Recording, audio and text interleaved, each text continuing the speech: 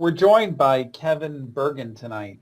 Kevin Bergen is a psychotherapist and author of the Bergen Protocol, which you can find on Amazon. And Kevin is an expert in one field that comes up from time to time. But I'll tell you, this is going to be a conversation about self-care like no other, like none we've had to date. This is the ultimate in self-care.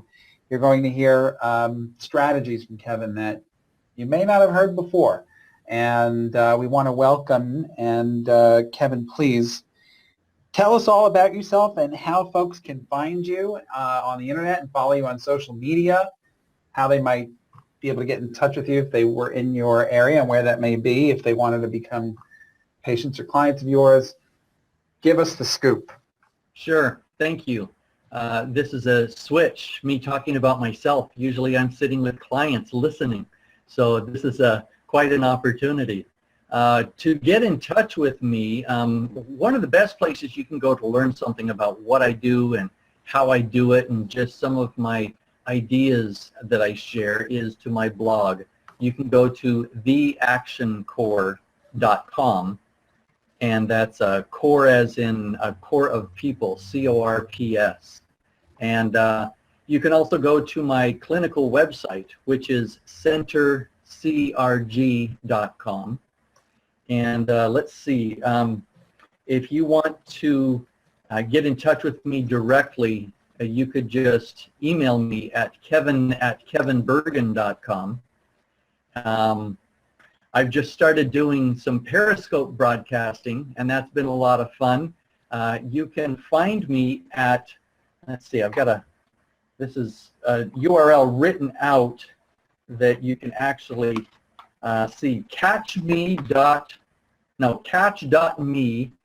don't know if you can see that, /clearhelp. It's catch with a K, katch.me/clearhelp, and that'll show you all of my Periscopes that I've been doing. I do that roughly once or twice a day during the week, and just sharing some ideas that come up in the sessions that I have with my clients.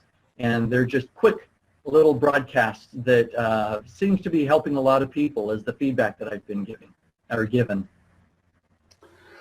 Terrific. Now tonight we're talking about self-care, and one of the things that people who have difficulties with, that Exaholics have difficulties with, is the concept of self-care, because sometimes and oftentimes what leads to being and finding yourself in a predicament like this has a lot to do with the lack of self-care. So one has given to themselves up until this point, and sometimes these relationships that are sometimes while they feel closely connected to certain people, actually these relationships are lopsided in terms of the kind of care they're getting versus the kind of care they're giving to the other person, and then as a backdrop, the kind that they're giving to themselves. Can you sort this for us in introducing this theme? Sure. The whole idea or the theme of self-care is rooted in this concept that if you are in pain,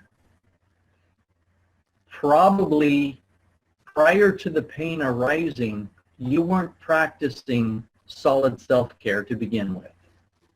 Because when we practice self-care on a consistent basis in an effective manner, then it gives us a sense of resilience. So when a crisis happens or a difficulty arises, we're equipped and we know how to deal with it. We can spring back with that resiliency. And when we don't practice self-care, we're more vulnerable, and we get knocked out, and we get just completely laid out and unable to deal with the difficulty that's going on. So the approach that I ended up writing a book about is this idea of consistent, effective self-care. And a lot of people don't know what that even means. They don't know how to practice self-care. my goal is to have more people learn and be able to implement this self-care so that it becomes a way of life. This isn't a diet. This isn't a program. This isn't a fad. This is a way of life. And as you incorporate self-care into your life, then you're going to be equipped for whatever happens. Now, as fits for Exaholics, the difficulty that the Exaholics find themselves in is because they've broken up with somebody that they really, truly cared about. And that's resulting for various reasons. Maybe they weren't a good match to begin with. Maybe one or both partners didn't know how to effectively be in a relationship yet. Or maybe it was just a bad time. There's different reasons for that. But the way self-care works into this is when you practice self-care, you're practicing something that builds you up. And in turn, it makes you more able to be in a relationship. So even when a relationship is over and there's a breakup that occurs, self-care gives you that strength, or it gives you the ability to just spring back and say, oh, look, this difficulty just happened. I'm learning from it, and I'm pushing forward, and I'm getting to the next level or the next place in my life now. Whereas the person who hasn't practiced self-care, it's catastrophic. Oh no, what am I going to do? I can't continue. My whole life is turned upside down. I don't know how to deal like this. So that's how self-care works into this. Now, how does one actually practice self-care on a day-to-day basis? Is it a mentality? Is it a philosophy? Is it practical action items? Or is it all of the above? It's all of the above, definitely. What I decided to write a book about was an actual regimen, a structure with actual steps so that people can grasp the concept of self-care and actually find a way to implement it. Because there's this ethereal idea of self-care. I'll go get a massage, or I'll curl up with a cup of tea and watch my favorite movie, or something like that. Those are examples of self-care. That's not the definition of self-care. The definition is something more like a series of actions that we take on a consistent basis in order to build us up and elevate our sense of well-being. What kind of actions? Okay, great. That is a great question. These actions are unique for everybody who does the program. And that's what I like about my protocol, is that it's not a formula that is like put on everybody like a cookie cutter. It's unique to everybody who does it because everybody creates their own. In other words, they choose their own actions. Examples of actions that I'm talking about could be exercising. It could be as simple as stopping, taking your hands off the keyboard and taking 3 deep breaths during the day sometime. It could be engaging in prayer. It could be meditating. It could be doing something nice for someone, like holding a door open, or just scribbling out a quick email complimenting on somebody on something that they've done. All of these actions in some way leave you better off. Is it kind of like getting out of your own head to a degree as well?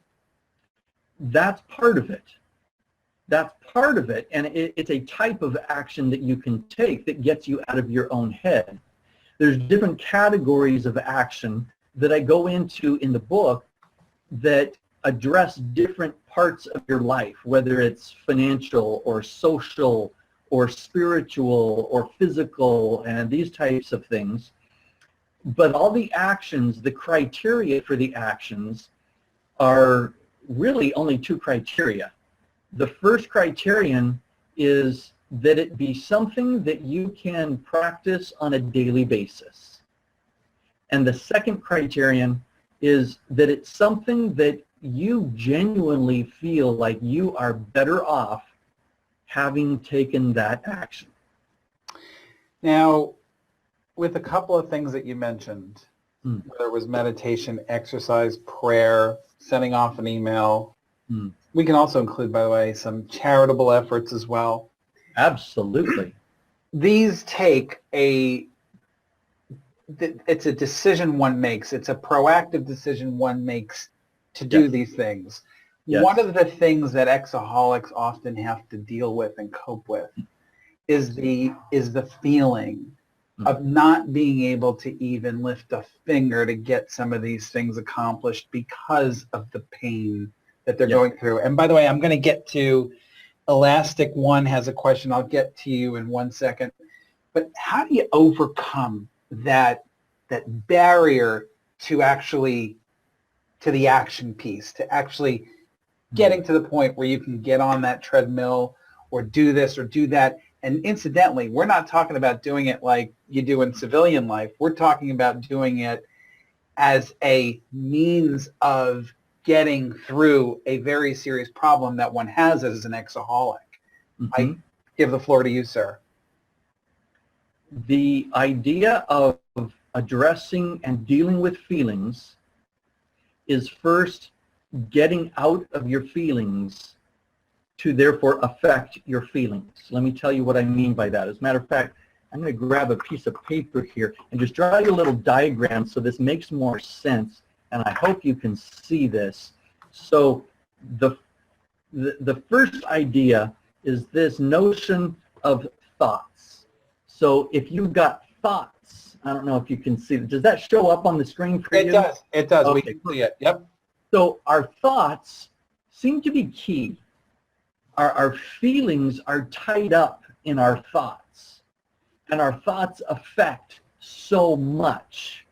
One of the things they affect that you brought up is our feelings. So I'm putting that over on the side here, and I'm going to show you in this diagram how thoughts affect our feelings.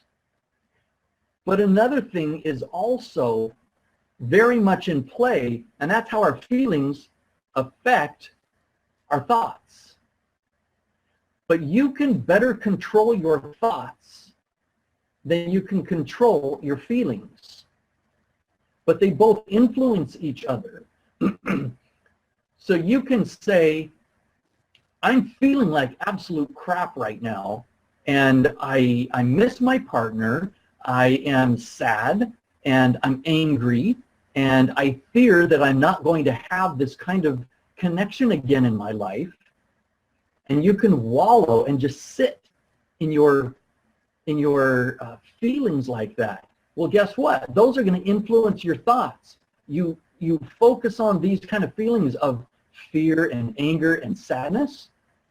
You're likely to have thoughts that are going to be things like, I'll never have a partner again. I'm going to be miserable for a long time. I'm a loser. And all those kinds of thoughts are influenced by the feelings. We can reverse that.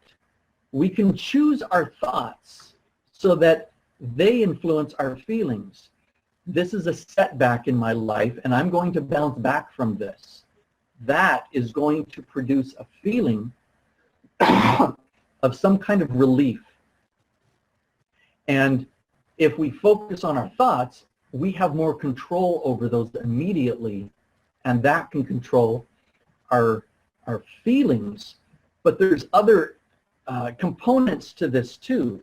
We have, in addition to that, our behaviors. And those get focused or influenced just like the other ones. Our thoughts influence our behavior. Now, I'm going to say behavior, but I'm also referring to actions because that's the word I use in the Bergen protocol. And so our thoughts are definitely going to influence our actions. For instance, if our thoughts are, I'm miserable and I'm never going to change, our action might be to sit in the dark and brood and stare at the ceiling. But if our thought is, I'm strong and I'm resilient and I'm going to overcome this and I'm going to learn something from this experience, then our action is more likely to be, I'm going to go out and find somebody to help. I'm going to serve somebody, or I'm going to go to the gym, or I'm going to have a quality, healthy meal. There's another component. And see, these affect each other, the feelings and the behaviors, and our behaviors affect our thoughts. We also have another component here is our physical reactions. So our physical reactions are just as influenced by our behaviors and actions, by our thoughts, and by our feelings. So all of this comes together, and so this addresses what you're asking about how you deal with these dark feelings and these feelings of despair. When you're feeling so bad, you control your thoughts first. Those are going to influence your feelings, they're going to influence your actions, and they're going to influence your physical reactions. Because I'm sure all of the exaholics that are watching can all testify that your feelings and your thoughts about breaking up can make you sick physically. That's terrific. I have a question here from Elastic One. Okay. That fits neatly into what you just described for us. Mm. Does effective self-care help with intrusive thoughts? I feel like I've been doing a ton of good things, like seeing friends, writing, reading, going to work, doing fun things. I also go to Al-Anon, but I still can't stop thinking about my ex. It's like the thoughts of her follow me everywhere. So to go back to your example and then tie in this question, you say that our thoughts can affect our feelings and thus our behaviors and our reactions. Yeah. How do we trigger those thoughts to actually take hold where such things can happen, where we can have the positive consequences of changing our thoughts? How does that actually happen where the thoughts are able to prevail in our minds? I said at the beginning of this that the thoughts are the key, the most controllable factor in this program. Sometimes that's not the case. Sometimes it's an action that you take that can then influence your thoughts. Sometimes your thoughts are so intractable that you just have to take an action, even if it's standing up and going to the kitchen to get a drink of water can loosen things up enough that you can change your thought in order to take another action that's then in turn going to influence your thoughts again. I think it's telling that this questioner uses the name Elastic because that says he's got resilience. He's got it already built into him. He can do this. By the way, Elastic, I should say, is a she, just to clarify, but yes. Oh, okay. Yeah. And so this resilience that she has is this sense of this is built into her. She just doesn't know yet how to access it.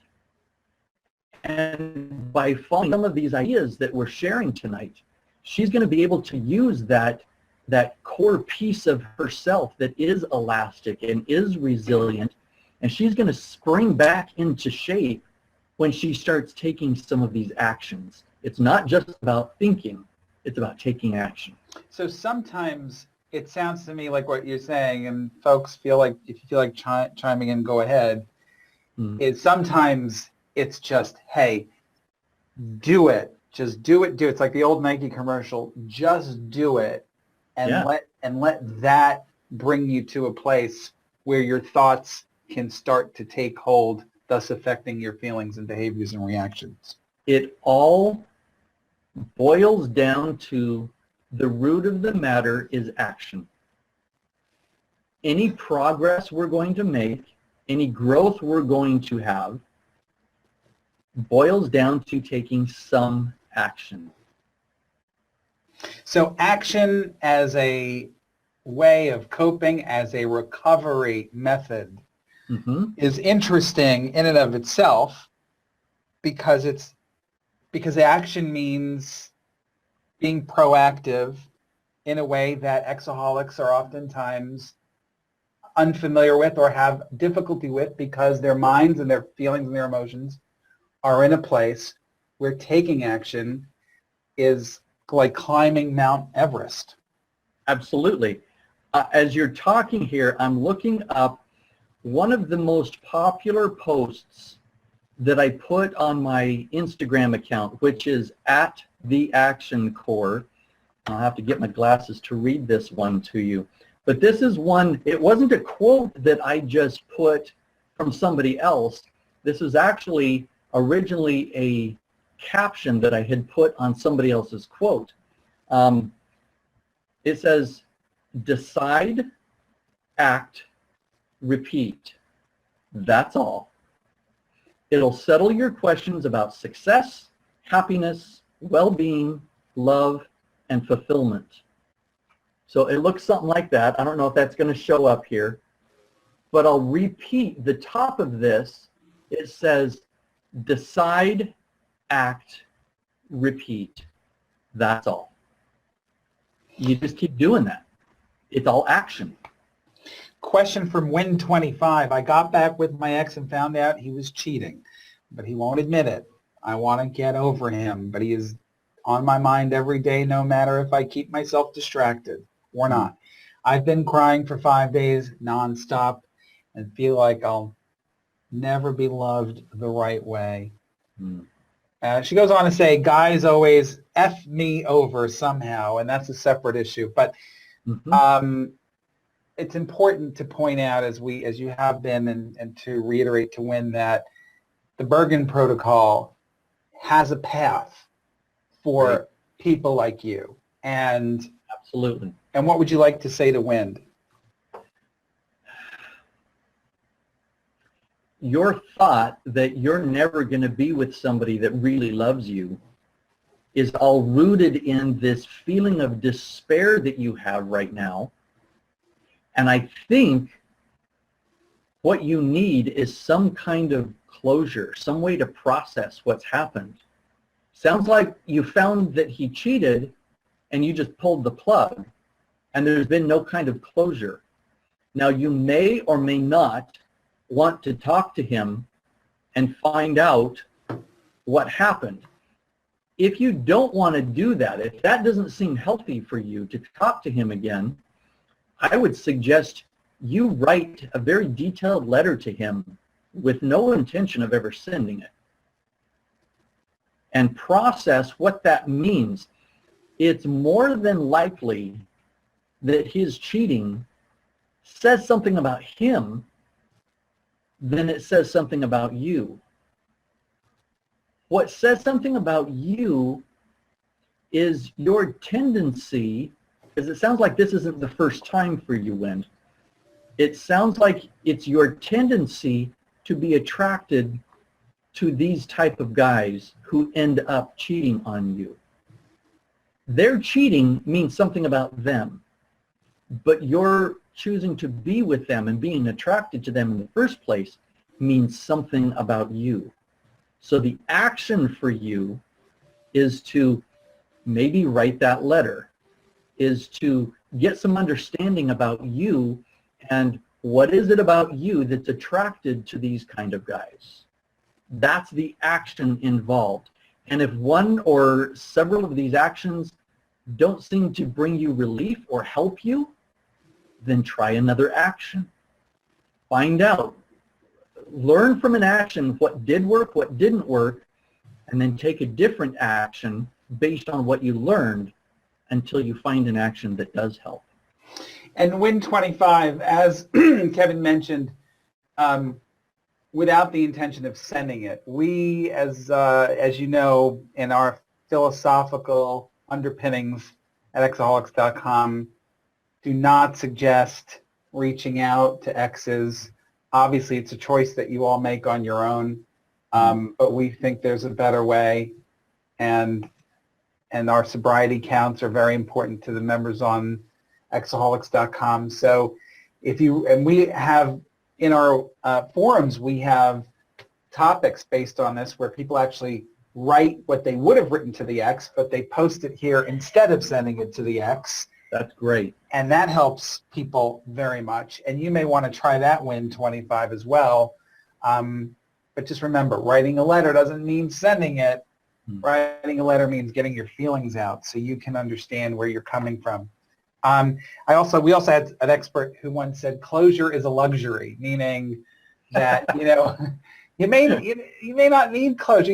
One can find closure on your own, especially if you take the path and you take the steps in the Bergen protocol. You may find that closure comes sooner than later. Right. Yoda, I try and control my thoughts, but I often dream about my ex and consequently wake up in the early hours feeling really distressed. I guess there's no way to control our dreams. What say you, Kevin? Oh, I think there are ways to control our dreams, actually. It's not a kind of control that I can say, put your hand over your head and you can just do that.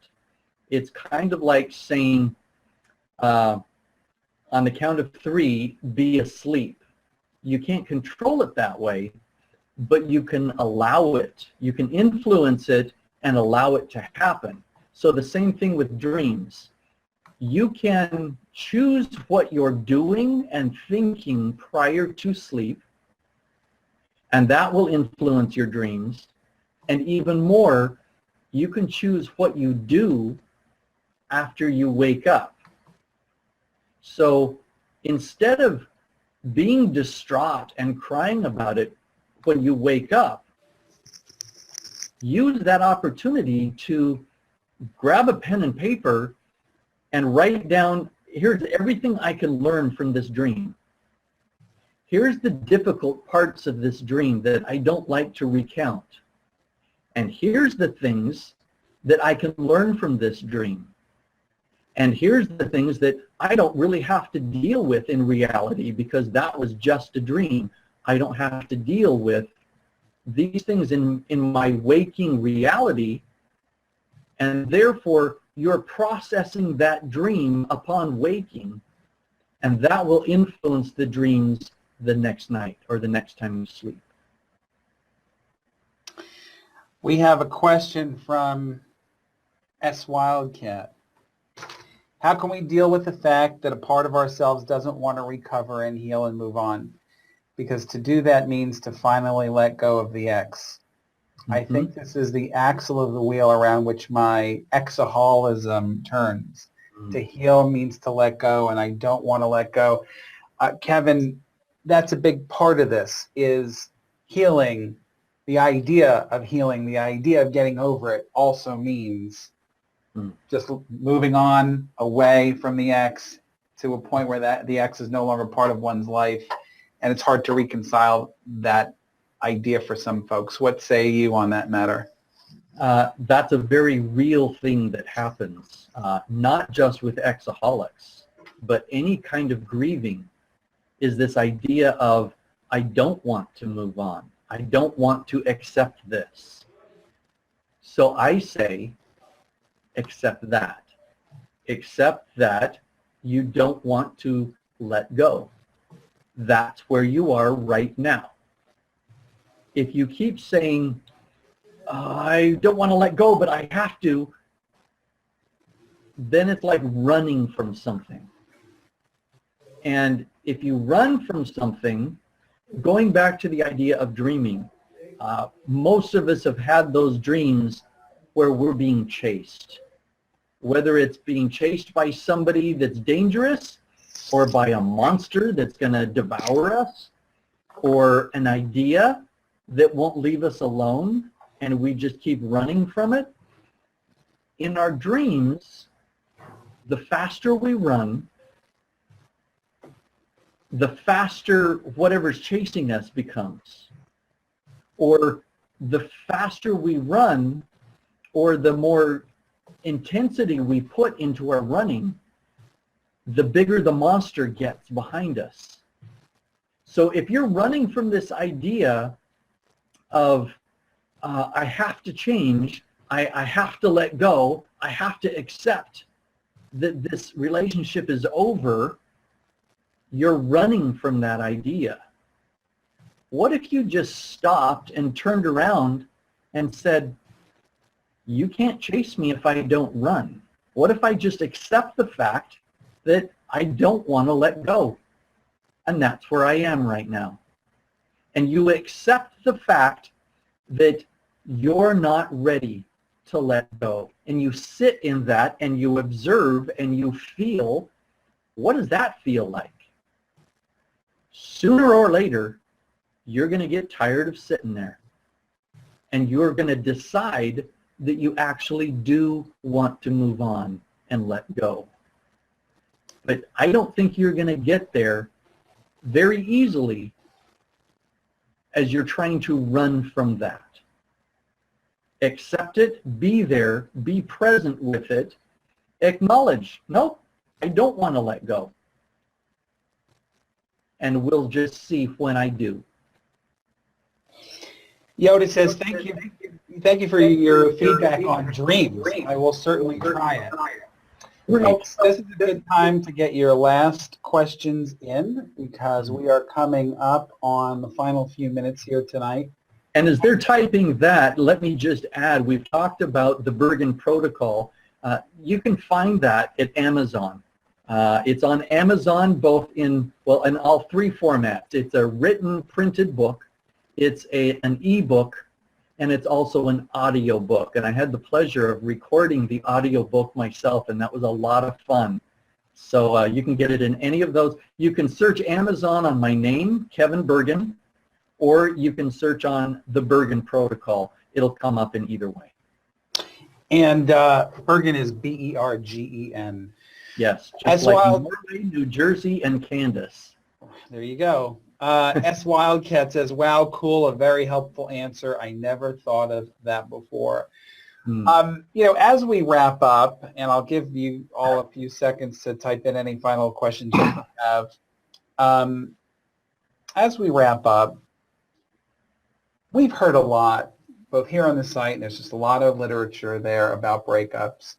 And the way we look at breakups has a lot to do with what happens in the body chemistry and what happens in the brain.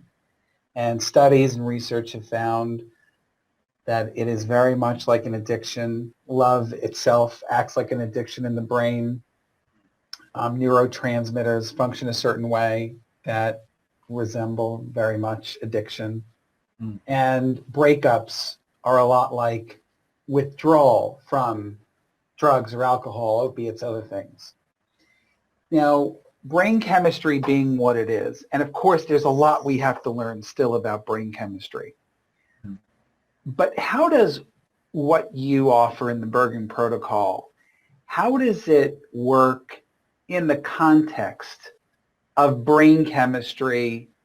And would you just comment a bit on how you can work the Bergen Protocol even as your brain chemistry functions in a way of which you have very little control? Okay. I'll start by disagreeing with your last premise. I think we have a lot more control than we usually think. And I'll go back to my diagram here. If you look at this, one of the things that our thoughts influence, our feelings influence, and especially our actions influence is our physical reaction, and that's our brain chemistry. And so as we continually and consistently and effectively take action in our life, we are consistently influencing our brain chemistry. Now this has to do with, there's another component in here that I just didn't get time to talk about, and I'll just mention it briefly.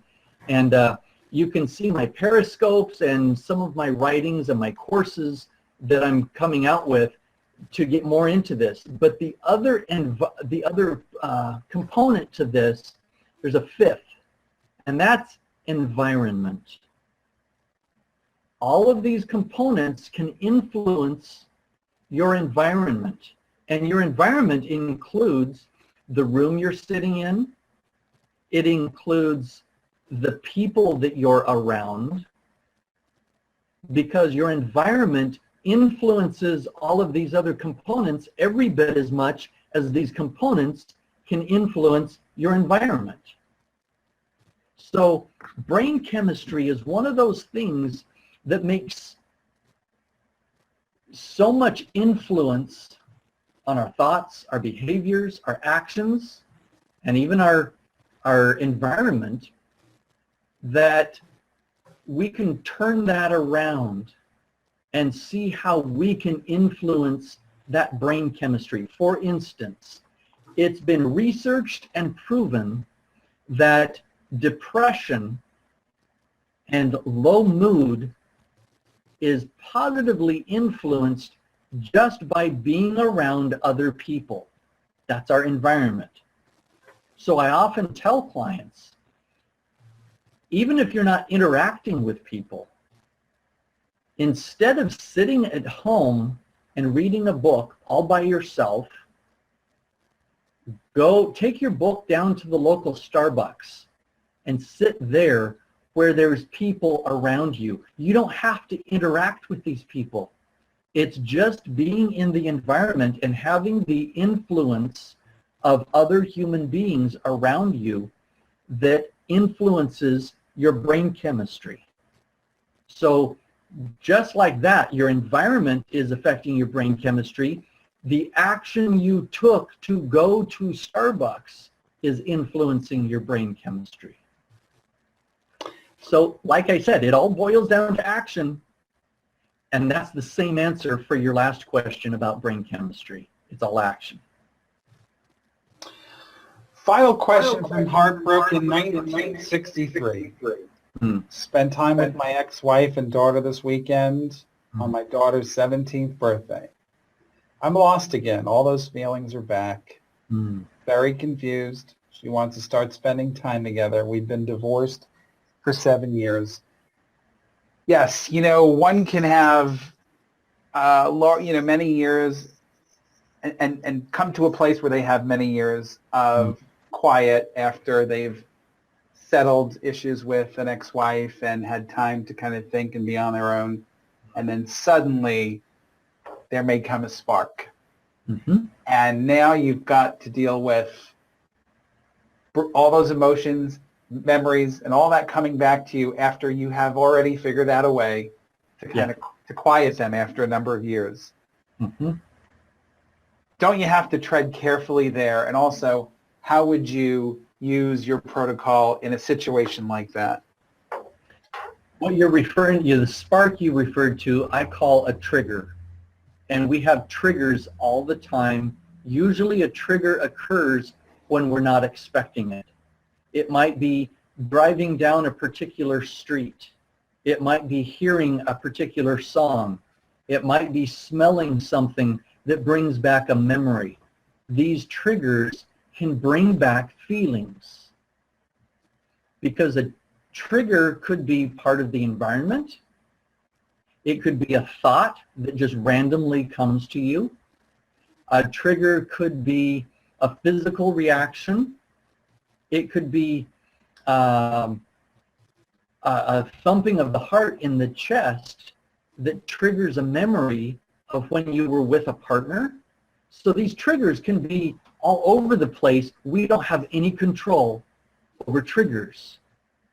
And I see a trigger as a mini crisis.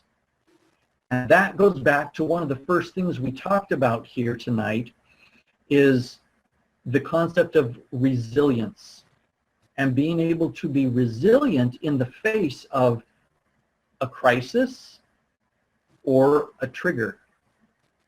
And when you get a trigger, acknowledge it. Oh, wow. Yeah, I was with my 17-year-old for her birthday, and that brought a lot of memories back, and it reminded me of a lot of things, and it created thoughts in me about, oh, all these things that I don't have anymore, and that I used to have that I don't now, and it brings up all these feelings of grief. That's what a trigger does. And as you have consistently practiced self-care, you built up that ability for resiliency. And therefore, when you have these triggers, you respond with that resilience and say, wow, there's another trigger. Yeah, and I feel it. And that's not to say, heartbroken, that there may not be a path for you and your ex-wife. It just means to say, oh, yeah, that from what Kevin Bergen is saying is that you want to be in your most resilient form, so that this is a true process and not something that gets you back into a vicious cycle. Right, because resiliency can put you in a place that something could happen in that relationship again, or you're also okay if it doesn't. That's a great point. You don't want to ever have to be dependent on such things, because dependency, wouldn't you agree, Kevin? Dependency is something that can really throw a wrench into the protocol. Well, dependency is in itself a wrench in a relationship. It doesn't blend well with any kind of relationship. Well said. I want to thank Kevin Bergen for joining us. This was very eye-opening. I hope you all enjoyed it. Kevin, I want you to close out, if you would, by once again letting folks know how to find you, how to follow you, how to buy your book, and maybe even see you if they're in your area and would like to become a client. Let us know how they can do that, and then we'll say goodnight. You bet. I'm in Torrance, California. This is just a little south of Los Angeles. And I can see people clinically in my office, or anybody in the state of California I can see clinically via Skype or other means of virtual sessions. I can see people outside of California as long as it's a coaching relationship, and I can teach you things. And I can do that via virtually internet Skype type things. You can find me at my blog site, theactioncore.com. You can see my motivational quotes and posts on Instagram at theactioncore.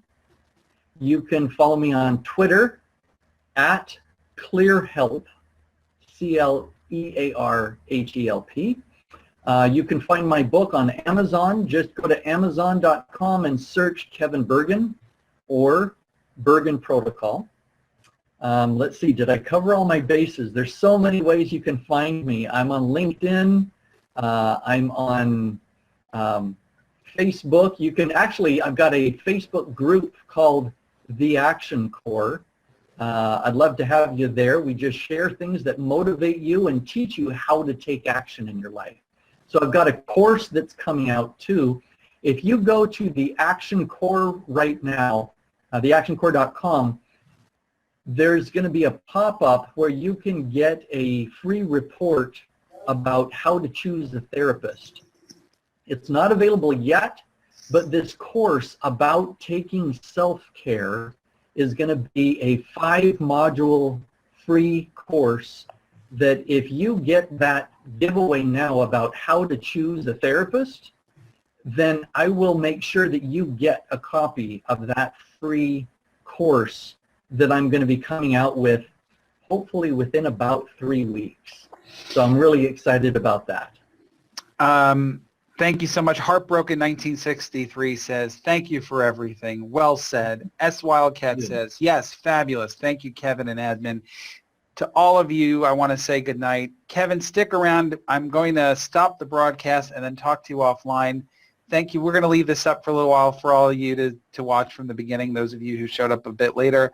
And can't thank you enough for the great questions. This was terrific. Thank you all so much.